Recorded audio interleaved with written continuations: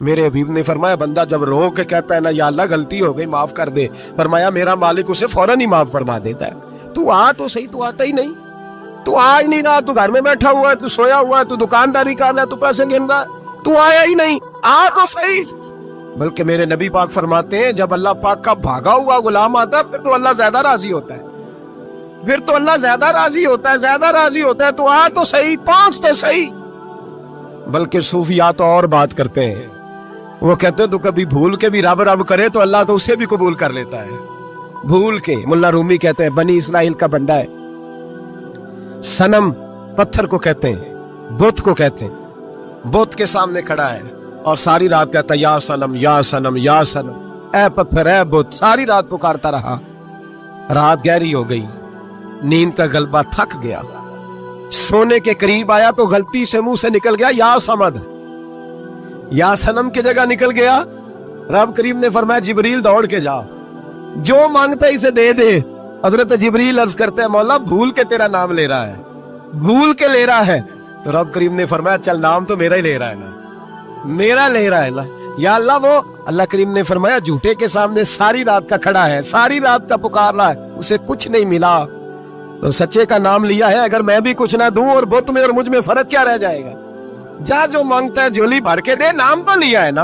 او بھائی تو بہانا تو بنانا، او آ تو صحیح نا، تو یہاں آ جا، پہنچ جا، آ جا، بس بیٹھ جا، اس کی بارگاہ ناز میں حاضر ہو نا، تجھے فرصت ہی نہیں۔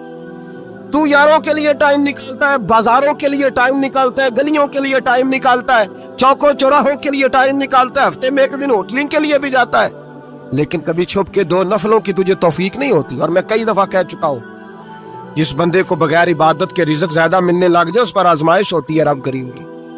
اللہ فرماتا ہے اس کو پیسے دو، اسے آنے نہ دینا، اس کو چل پیسے دوڑ جا۔ لوگ سمجھتے ہیں میں بڑا ذہین و عقل مند ہوں، دیکھو میں اپنی ہوشیاری سے چلاکی سے آگے نکل گیا، تو آزمائش ہے، یہ تو آزمائش ہے رب کریم کی طرف سے، یہ تو اس کی خفیہ تدبیر ہے۔ میرے بھائی اس کی بارگاہ ناز تک جو آ گیا، آنا تو ہماری ذمہ داری ہے کہ نہیں؟ پھر اس کی رحمت آگے بڑھ کے استقبال کر لیتی ہے، پھر اللہ کا فضل اس کو تھام لیتا ہے اس بندے۔ میرے حبیب کریم سید عالم صلی اللہ علیہ وسلم نے فرمایا اللہ نے اپنی رحمت کے 100 حصے کیے ہیں۔ حضور فرماتے ہیں ایک حصہ اللہ نے دنیا میں نازل کیا ہے۔ کتنا؟ ایک حصہ۔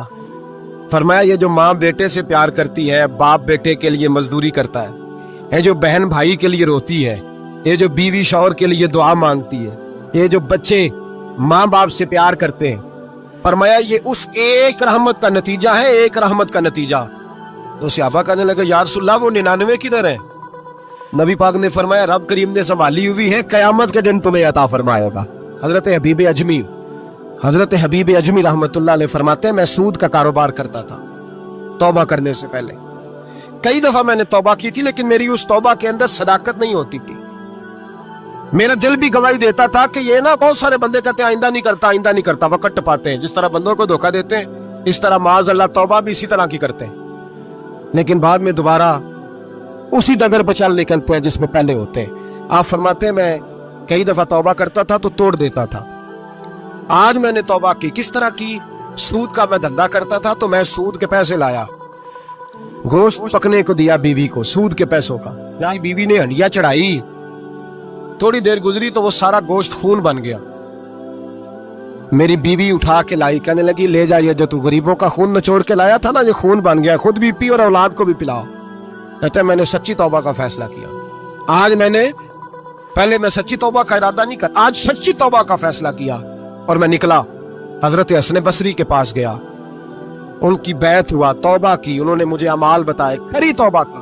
کہتے ہیں جب توبہ کے لیے گھر سے نکلا تو چھوٹے چھوٹے بچے کھیل رہے تھے، ایک بچہ کہنے لگا پیچھے ہٹ جاؤ بہت بڑا سودیا ہے، اس کا سایہ بھی پڑ گیا تو ہمارے اندر نحوست آ جائے گی، پیچھے ہٹ جاؤ سود کا دھندا کرتا ہے۔ کہتے ہیں مجھے اور چوٹ لگی کہ یا اللہ تیری چھوٹی چھوٹی مخلوق بھی یہ سمجھتی ہے۔ کہتے ہیں میں توبہ کرنے گیا تو کھری توبہ کر کے آیا، حضرت حسن بصری کے پاس رو رو کے توبہ کی۔ میں وہاں سے واپس آیا تو بچے ابھی کھیل رہے تھے، کہتے ہیں وہ بچہ جو پہلے بولا تھا کہ پیچھے ہٹ جاؤ بڑا سود والا ہے نحوست پڑ جائے گی، وہ بچہ پھر آواز دے کے کہنے لگا دوستو پیچھے ہٹ جاؤ، رب کریم کا ولی آ رہا ہے، اللہ کا بندہ آ رہا ہے، کہ ایسا نہ ہو ہمارے پیروں سے گرد اڑے اور اس ولی کے اوپر پڑے اور اس کی توہین ہو جائے۔ اللہ ہم سے ناراض نہ ہو جائے ولی کی توہین کر کے، پیچھے ہٹ جاؤ۔ آپ فرماتے ہیں میں نے تڑپ کے آسمان کی طرف دیکھا اور میں نے کہا یا اللہ مجھے سمجھ آ گئی ہے کہ کھری توبہ کیا ہوتی ہے، سچی توبہ، اصل توبہ کیا ہوتی ہے۔ جھوٹ موٹ کی توبہ نہ کریں۔ کچھ چیزیں ایسی ہوتی ہیں بزرگ کہتے ہیں جو کتابوں سے نہیں ملتی، صرف سینوں سے ملتی ہیں۔ کورس تو فقط لفظ ہی سکھاتے ہیں، یہ آدمی ہے جو آدمی بناتے۔ میں نے کہا صاحب یہ سمجھ نہیں آئی کہ یہاں بھی صاحب وہاں بھی صاحب۔ کہنے لگے جی کس طرح؟ میں نے کہا جی یہاں قبر میں بھی سوالوں کے جواب اور پھر قیامت میں بھی۔ مجھے کہنے لگے جاؤ امام راضی کی تفسیر اٹھا کے لاؤ۔ میں تفسیر ان کے سامنے لا کے رکھی تو کہنے لگے یہ سیدنا یوسف علیہ السلام کا واقعہ ذرا دیکھو تفسیر یوسف میں، اس میں ایک عجیب بات لکھی ہے۔ حضرت یوسف علیہ السلام کے زمانے میں قحط ہو گیا تو جناب یوسف علیہ السلام نے، چونکہ آپ اللہ کے نبی سے پہلے سے جان گئے قحط ہوگا، تو حضرت یوسف نے گندم پہلے سٹاک کر لی تھی بہت زیادہ۔ باقی علاقوں میں جب قحط پڑا نا، اب سب لوگوں نے مصر کی طرف رجحان کیا گندم لینے کے لیے۔ تو حضرت یوسف علیہ السلام نے نا نہر کے دروازے پر بندے کھڑے کر دیے، فرمایا جو بندہ آئے نا اس سے 2 سوال پوچھنا۔ جو آئیں گے لوگ گندم خریدنے، جو آئے 2 سوال پوچھنا۔ ایک پوچھنا کہاں سے آیا ہے اور ایک پوچھنا لے کے کیا آیا ہے۔ ایک پوچھنا، سمجھ آ رہی ہے بات، اور دوسرا پوچھنا کہ لے کے سونا لے کے آیا ہے، چاندی گندم خریدنی ہے تو کیا چیز لے کے آیا ہے کہ نقد پیسے لایا ہے، یہ پوچھ لینا۔ جو آئے 2 باتیں پوچھنا، ایک پوچھنا کہاں سے آیا ہے اور دوسرا پوچھنا کیا۔ ایک روایت میں 3 سوال بھی ہیں لیکن فرمایا پوچھنا 2 سوال ضرور۔ انتظار تھا نا بھائیوں کا کنان سے آنے والوں کا، فرمانے لگے سب سے 2 سوال پوچھنا، جب کنان والے آئے نا ان سے صرف اتنا پوچھ لینا کہ وہ کہاں سے آئے ہیں۔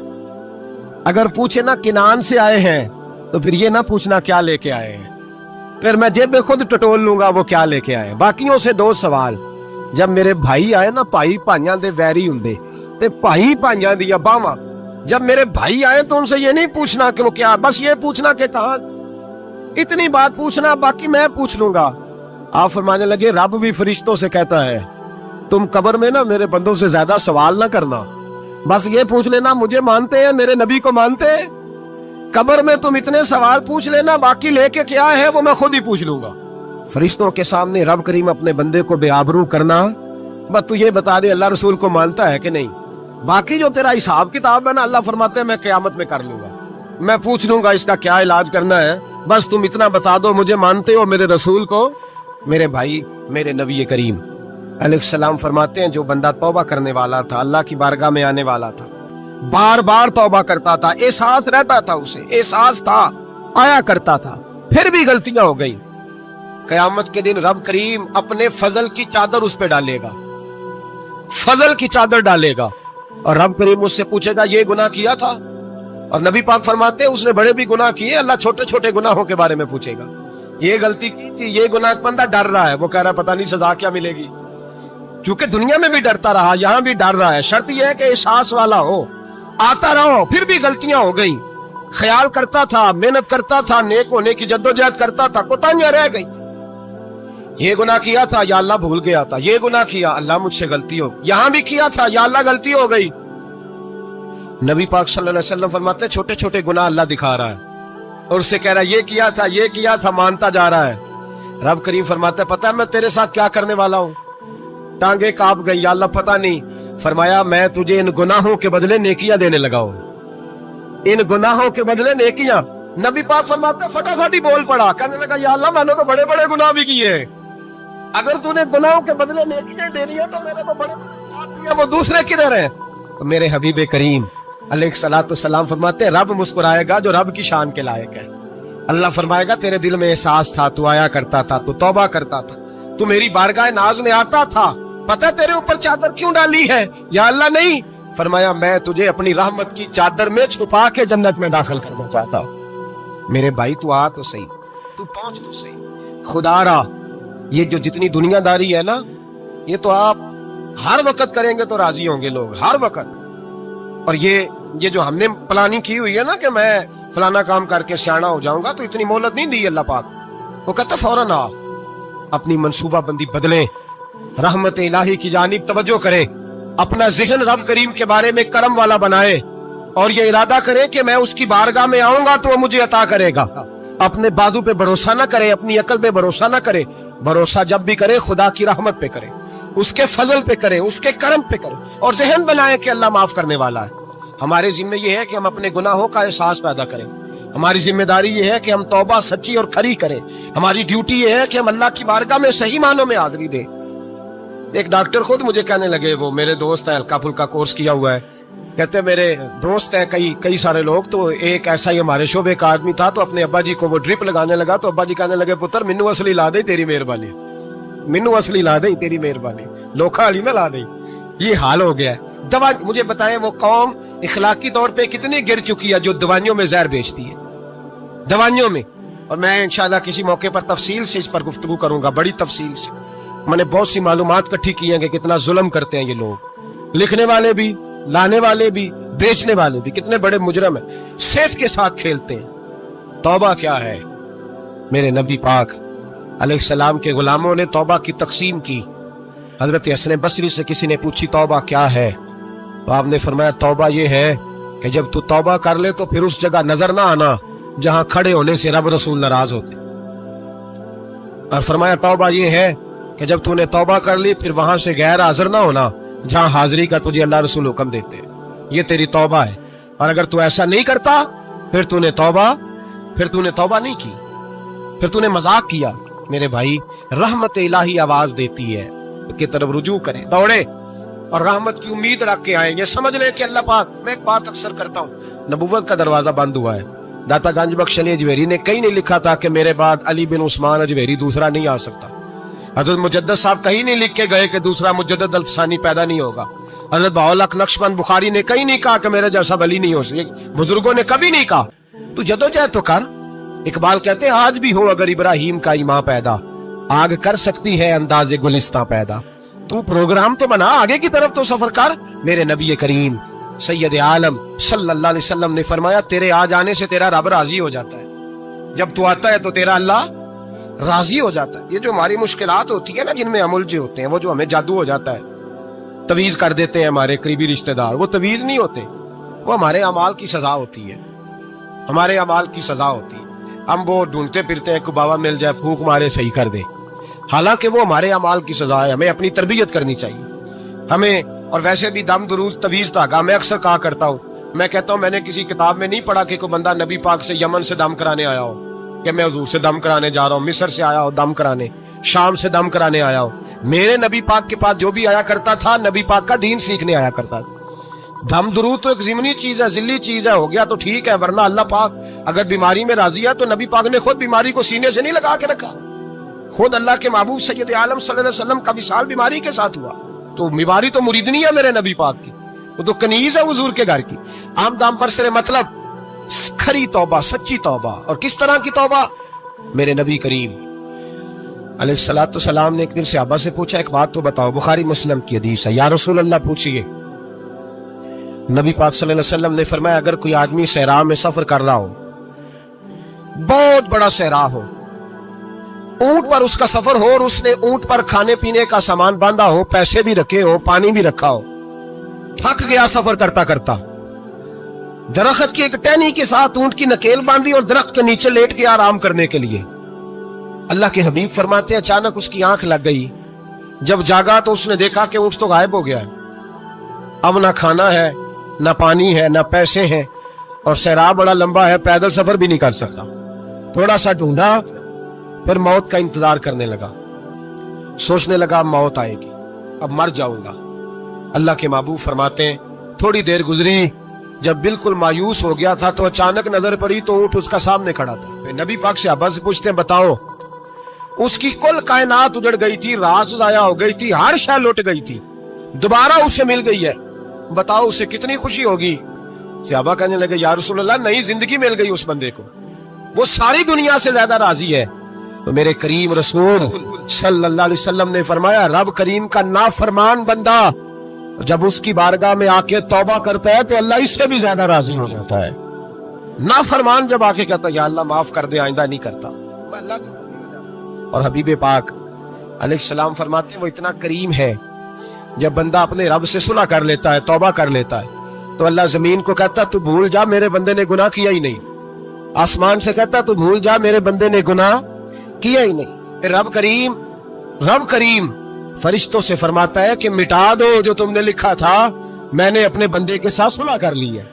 अल्लाह भी बंदे को सजा देता है, लेकिन कब? जब बंदा बाज ही ना आए, बंदा तौबा करे ही ना, रुजू ही ना करे, सोचे ना कि मुझे अल्लाह की बारगाह में जाना। हम लोग अपना एक ज़हन बना के जिंदगी गुजारते हैं, एक ज़हन बना के, बल्कि लोग गुनाहों के नाम बदल बदल के वक्त गुजारते हैं। हम अपने नफ्स का बुत बना के सारा वक्त उसी की पूजा पे माज़अल्लाह लगा देते हैं। बस ये ठीक है, ये ठीक है और ये ठीक है, चौथी बात सही कोई नहीं।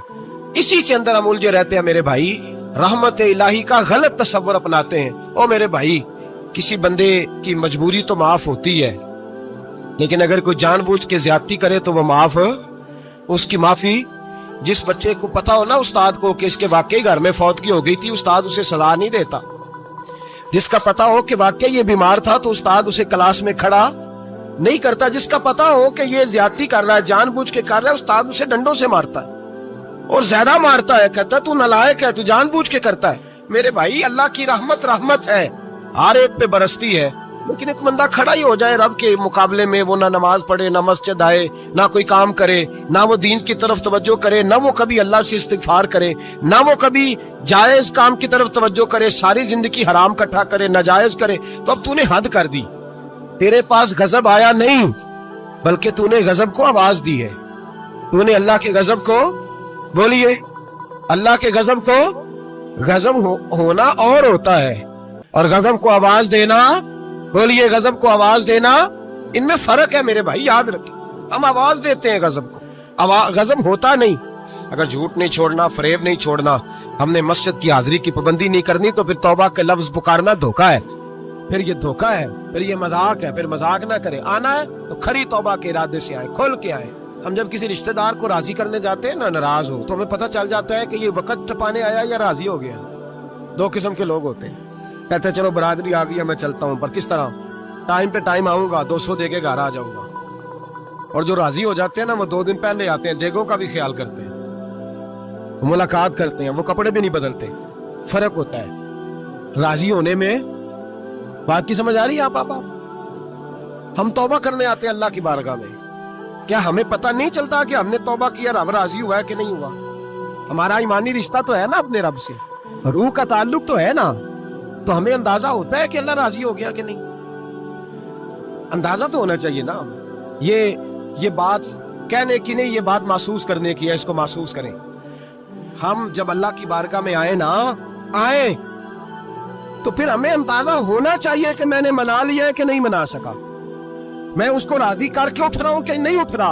अगर बगैर राजी किए उठे हो तो फिर फॉर्मेलिटी करने आए थे, फिर राजी करने नहीं आए थे। नबी करीम सल्लल्लाहु अलैहि वसल्लम, और ये हदीस आपने याद रखनी है, ये याद रखनी है। नबी पाक सल्लल्लाहु अलैहि वसल्लम ने ना बहुत कम लोगों को बेवकूफ कहा है। हमारे जमाने में तो आम लफ्ज है ना बेवकूफ कहना, अल्लाह के रसूल सल्लल्लाहु अलैहि वसल्लम ने बहुत कम लोगों को बेवकूफ कहा। मुस्नद इमाम अहमद बिन हंबल की हदीस है, नबी करीम अलैहिस्सलाम ने फरमाया वो अहमक है, वो बेवकूफ है। नबी पाक फरमा रहे हैं, और मैंने कहा कम लोगों को हुजूर बेवकूफ कहते थे। नबी करीम अलैहिस्सलाम ने फरमाया वो बंदा बेवकूफ है जो सारा दिन अल्लाह की नाफरमानी करता है और फिर भी रब की रहमत की उम्मीद करता है, तो बेवकूफ है। सुबह से शाम तक लगा हुआ है, मैंने नहीं अल्लाह माननी, मैंने नहीं तेरी माननी, माज अल्लाह मैंने नहीं माननी। शाम होती है तो कहता है अल्लाह बड़ा मेहरबान है, बख्श देगा। तू बेवकूफ है, तू बेवकूफ है। तू बताना क्या मजबूरी थी नमाज ना पढ़ने की? किसने तुझे गन पॉइंट पे कहा था हराम खाने को? वो फलां आदमी की तूने गीबत की तो तेरा उसमें क्या फायदा था? ये जो तूने सिर्फ 10 बंदों को हंसाने के लिए झूठा लतीफा सुनाया, इसमें तेरा क्या नफा था? तू सुबह से शाम तक नाफरमानी करता है, शाम को कहता है अल्लाह करीम है माफ कर देगा। लौटने का प्रोग्राम बनाए, उससे कबल के रब करीम खुद जकड़ के ले आए, खुद ब खुद आए, उसके करम की तरफ तवज्जो करें, उसकी रहमत की तरफ तवज्जो करें। मेरे रसूल करीम सल्लल्लाहु अलैहि वसल्लम के पास एक देहाती आए, मौला अली शेर खुदा फरमाते मैं भी हाजिर था। कहते कभी कभी सादे बंदे आते थे पर बड़ी अजीब ही बात कर जाते थे। कहते एक देहाती आए, तामत बांधी हुई और सादा सा रुमाल कंधे पे रखा हुआ है। नबी पाक के पास आए और हुजूर से दिल लगी करने लगे, हुजूर से दिल लगी करने लगे, मीठी बातें। کہنے لگے یا رسول اللہ ایک مسئلہ پوچھنے آیا ہوں. فرمایا پوچھو. عرض کرتے ہیں حضور قیامت میں حساب کون لے گا؟ قیامت میں اب کس کو نہیں پتا کون حساب لے گا, دل لگی کی بات ہے, کون لے گا؟ نبی پاک نے فرمایا اللہ حساب لے گا. تو کہتے ہیں اس نے نا اور جملہ کہا تو ہم اس کی بات پہ حیران ہو گئے. کہنے لگے یا رسول اللہ واقعی اللہ حساب لے گا؟ تو کہتے ہیں نبی پاک مسکرائے, فرمانے لگے تجھے تیری مار ہوئے, میں سچی تو کہہ رہا ہوں, تو کس طرح کی بات کر رہا ہے, اللہ حساب لے گا. حضرت علی فرماتے ہیں اس نے رومال اٹھایا کندھے پہ رکھا, کہنے لگے یا رسول اللہ اگر رب حساب لے گا تو پھر اس نے معاف ہی کر دینا ہے. یہ کہہ کے وہ چلا گیا, یہ لفظ کہہ کے وہ چلا گیا. حضرت مولا علی کہتے ہیں میں نے حضور کا چہرہ دیکھا تو گلاب سے بھی زیادہ کھلا ہوا تھا, میں نے نبی پاک کا چہرہ دیکھا تو چاند سے بھی زیادہ روشن تھا. میں نے کہا حضور یہ کیا کہہ گیا ہے؟ نبی پاک نے فرمایا بندہ بڑا سادہ تھا, بات بڑی پیاری کر گیا ہے, بڑی پیاری کر گیا ہے. حضور نے فرمایا علی رب کریم ہے, اور کریم جب غالب ہوتا ہے تو کرم ہی فرمایا کرتا ہے, وہ کرم ہی کرتا ہے, وہ معاف ہی کرتا ہے, وہ معاف ہی کرتا ہے. اللہ معاف کرتا ہے, پر میں نے کہا کو معافی لینے آئی نہ. تو حضرت فضائل ابن عیاض رحمت اللہ تعالی علیہ فرماتے ایک دن میں نے سر سجدے میں رکھا اور میں نے کہا خدا بندہ آج مجھے پتا چلے گا کہ تو مجھ سے راضی ہے کہ ناراض ہے, تو پھر ہی میں اٹھوں گا, پھر ہی اٹھوں گا. آپ فرماتے ہیں مجھے چاروں کونوں سے آواز آنے لگی کہ تیرا رب راضی ہو گیا ہے. اور فرماتے ہیں جس جگہ میں سجدہ کر رہا تھا وہ زمین بھی بولنے لگے کہ بس کر دے, عرش کا مالک تجھ سے راضی ہو گیا ہے.